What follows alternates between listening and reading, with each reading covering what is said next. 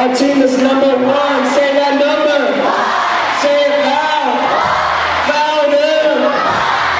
Number 1. Let's go Raiders. Let's go Raiders. Let's welcome the cheerleaders as the seniors perform their last cheer.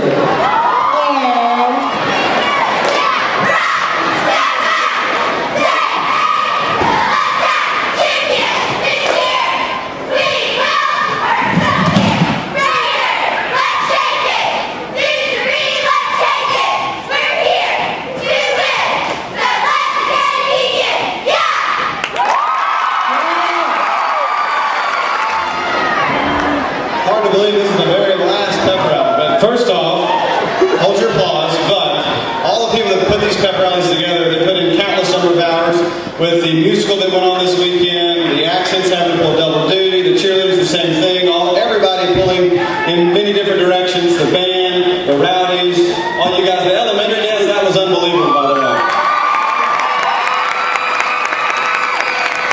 But to all the people that put these pep rallies together, I know these guys appreciate it because it gets them pumped up for the game, so you're very appreciated, just know that.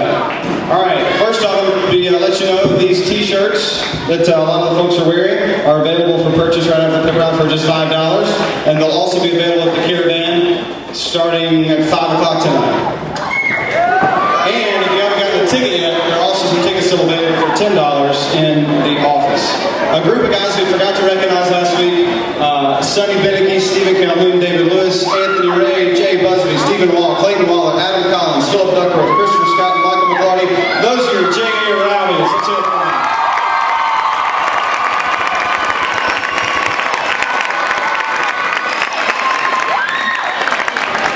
This football team has been pretty incredible watching them this year from the press box, watching them carry themselves in a way that I know that the entire administration and you as parents and students have been appreciative because when they knock somebody down, they pick them back up. They don't taunt, they don't do anything out of the ordinary, they just go about their business, and that's what happens, and that's how you get to where you've got to now at 11-1 in a state championship ball game. These guys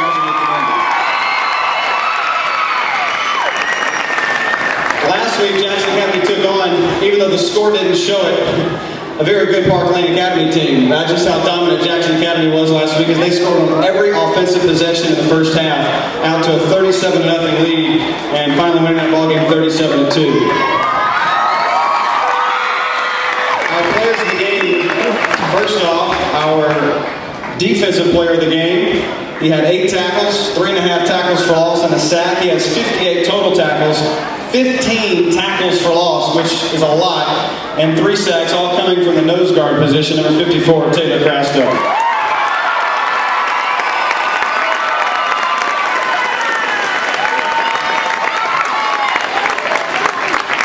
Now I know some people aren't about numbers. I'm a stats guy, and if you didn't listen to the broadcast, also last week, before I get to the offensive MVP, we had some milestones broken, because in high school football, it's hard to get to some big numbers, but both Payne Kellum and Hull Bowles, hang on.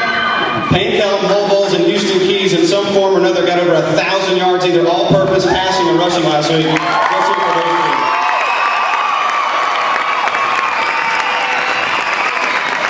Which leads me to our offensive MVP. Last week he was 8 of 10, 113 yards, 2 touchdowns, and again he eclipsed the 1,000-yard mark in the air, number 18, Hull Bowles.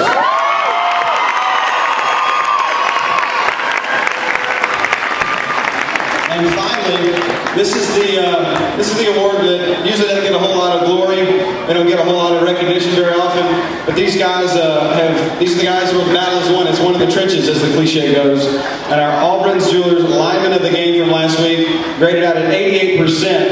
And I was actually talking to someone earlier. They're like, wow, they found out the grading scale earlier on in the season. They're like 75. That didn't sound very good. But actually, 88 is an incredible grading for this guy. Is number 52, Patrick Worley.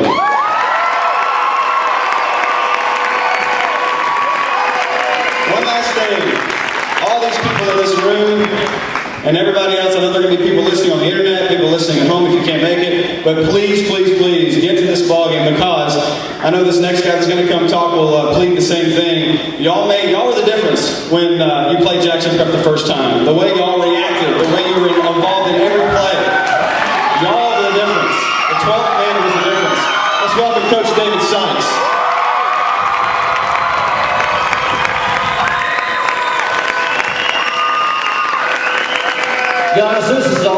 This is awesome. Thank you. Appreciate it. We've got 58 guys that want to show some appreciation for our fans, our band, our dance teams, our cheerleaders, rowdies. Guys, stand up and give them a hand.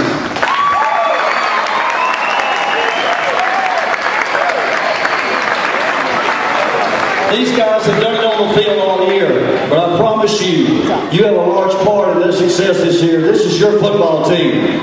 And I pleaded with you and asked you about, 8 weeks ago, that we needed a 12th man. We needed a difference maker. You responded. I'm asking you again, in order to win a state championship, we got to have everybody here at Mississippi College tonight. They're going to let them do it.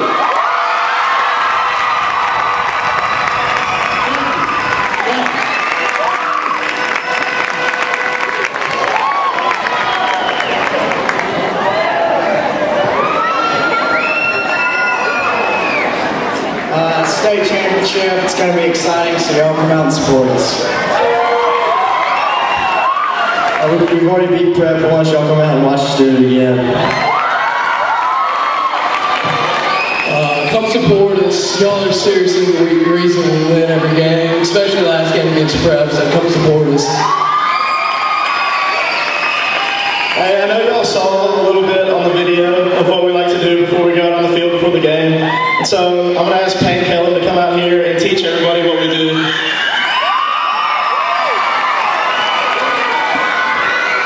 Alright, everyone. Elementary? Alright, before every game, we get out there and we do the Who Dat cheer. And now we want to get the whole gym involved, to get us pumped up and to get y'all pumped up. So, I'm going to teach it to you. Okay, I go, Who Dat said, go and beat them Raiders. Then everybody goes, Who Dat, Who Dat. I do that 3 times. Who Dat said, go and beat them Raiders. Who Dat, Who Dat. Okay, we get really pumped up and we go crazy. Can y'all do that? Okay, that's what we're going to do instead of